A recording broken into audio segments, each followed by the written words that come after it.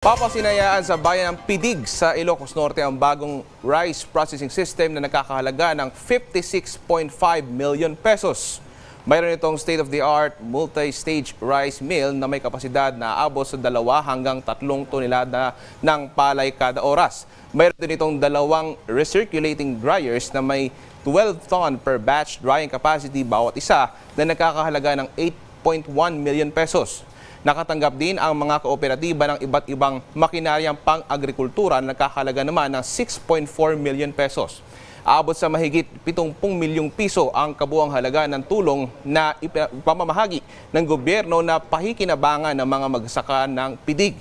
Samantala, namahagi naman ng ayuda sa mga magsasaka at mangingisda sa Romblon sina Interior Secretary Benjamin Abalos Jr., Agriculture Secretary Francisco Chu Laurel Jr. at Social Welfare Secretary Rex Gatchalian. Sila ang naging kinatawan ni Pangulong Ferdinand R. Marcos Jr. na hindi nakadalo sa aktibidad dahil sa masamang panahon sa Romblon.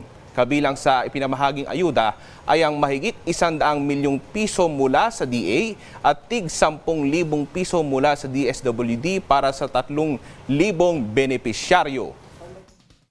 Naway maging susito upang madoble ang inyong mga ani, matugunan ang pangangailangan ng mga maraming pamilya, problemanon, at mapasigla ang ekonomiya ng Milaropa at ng buong bansa.